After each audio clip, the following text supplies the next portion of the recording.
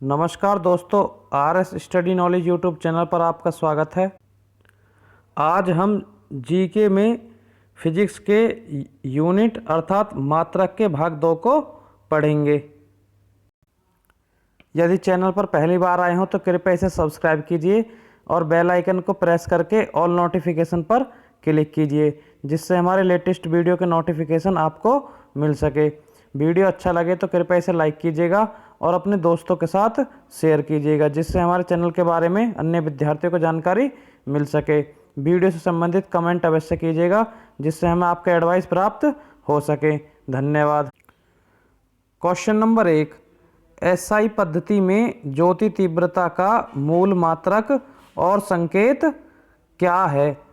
Option A candela capital C small D, option B candela small C small D, option C candela capital C capital D, option D उपरोक्त सभी।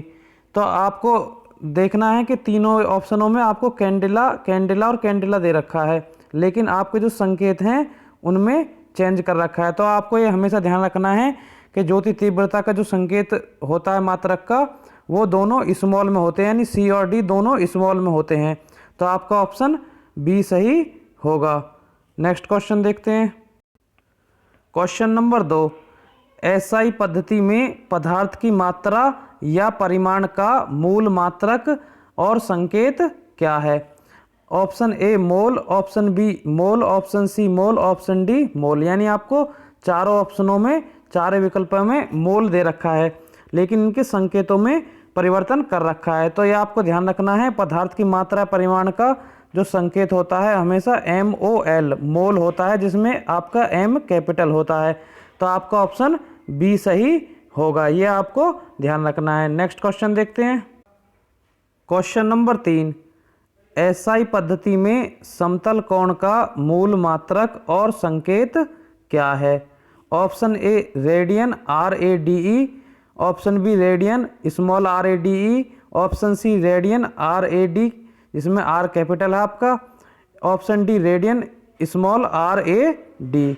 तो ये आपको ध्यान रखना है कि आपको चार ऑप्शनों में रेडियन दे रखा है, लेकिन इनके संकेतों में परिवर्तन कर रखा है। तो आपको संकेत पहचानना है। तो आपका संकेत हमेशा स्मॉल में लिखा होता है जो समतल कोण का होता है, यानी RAD। इस प्रकार आपका संकेत लिखा होता है, यानी तीनों लेटर आपके स्मॉल में होंगे। तो आपका ऑप्शन डी सही होगा। नेक्स्ट क्वेश्चन देखते हैं। क्वेश्चन नंबर 4, एसआई पद्धति में घन कोण का मूल मात्रक और संकेत क्या है? Option A steradian capital S small r, option B steradian स्टे और रेड, option C steradian small s small r, option D steradian small में सभी लेटर स्टे रेड। तो आपको ये हमेशा ध्यान रखना है कि घन कोण का जो मात्रक होता है स्टेरेडियन, उसका संकेत हमेशा स्मॉल s और स्मॉल r होता है। तो ये आपको ध्यान रखना है कि ये दोनों लेटर स्मॉल s और स्मॉल r में होते हैं। तो आपका ऑप्शन सी सही होगा। नेक्स्ट क्वेश्चन देखते हैं। क्वेश्चन नंबर 5, एसआई पद्धति में ताप का पुराना और नया मात्रक क्रम से कौन से हैं? Option A Celsius centigrade, option B centigrade Celsius, option C kelvin Celsius, option D Fahrenheit Celsius. ये सभी ताप के ही मात्रक हैं, लेकिन आपसे क्वेश्चन में पूछ रहा है एसआई पद्धति में ताप का पुराना और नया मात्रक। तो ताप का पुराना मात्रक सेंटीग्रेड है और नया मात्रक सेल्सियस है। तो आपका ऑप्शन बी सही होगा। लेकिन आपको यदि ये पूछे कि ताप का मूल मात्रक क्या है, तो आपको केल्विन लगाना है, जिसका संकेत के होता है। तो ये आपको ध्यान रखना है, यदि मूल मात्रक पूछे तो केल्विन है, लेकिन एसआई पद्धति में पुराना नया मात्रक पूछे तो सेंटीग्रेड और सेल्सियस है। नेक्स्ट क्वेश्चन देखते हैं। स्टूडेंट्स, आपको याद दिला दूं, यदि वीडियो अच्छा लग रहा हो तो इसे लाइक कीजिए और अपने दोस्तों के साथ शेयर कीजिए। यदि चैनल पर पहली बार आए हों तो कृपया इसे सब्सक्राइब कीजिए और बेल आइकन पर प्रेस करके ऑल नोटिफिकेशन पर क्लिक कीजिए। धन्यवाद। क्वेश्चन नंबर 6, एसआई पद्धति में आवृत्ति का पुराना और नया मात्रक क्रम से कौन से हैं? ऑप्शन ए कंपन प्रति second capital CPS, option B कंपन प्रति second small CPS, option C hertz small h small z, option D hertz capital H small z। तो आपको ये नीचे बोल रहा है उपरोक्त में से कौन सा विकल्प सही है। फर्स्ट पार्ट में बोल रहा है ए और बी, सेकंड पार्ट में बोल रहा है ए और सी, थर्ड पार्ट में बोल रहा है बी और सी, फोर्थ पार्ट में बोल रहा है ए और डी। तो ये आपको ध्यान रखना है, कंपन प्रति सेकंड का जो आपका संकेत होता है वो कैपिटल CPS होता है। तो आपका पार्ट ए सही है और हर्ट्ज का जो मात्रक का संकेत होता है वो कैपिटल H और स्मॉल z होता है। तो आपका ऑप्शन डी सही है। तो इस प्रकार आपका थर्ड ये जो है आपके दोनों में फोर्थ वाला पार्ट सही होगा, A, D। नेक्स्ट क्वेश्चन देखते हैं। क्वेश्चन नंबर 7, SI पद्धति में ज्योति तीव्रता का पुराना मात्रक क्या है। ऑप्शन ए कैंडल शक्ति capital CP, option B candle शक्ति capital C small p, option C candela capital C capital D, option D candela small c small d। तो ज्योति तीव्रता का जो पुराना मात्रक है वो है कैंडल शक्ति और इसका संकेत होता है कैपिटल C और स्मॉल p। तो आपका ऑप्शन बी सही होगा। नेक्स्ट क्वेश्चन देखते हैं। क्वेश्चन नंबर 8, SI पद्धति को अंतरराष्ट्रीय पद्धति के रूप में कब स्वीकार किया गया।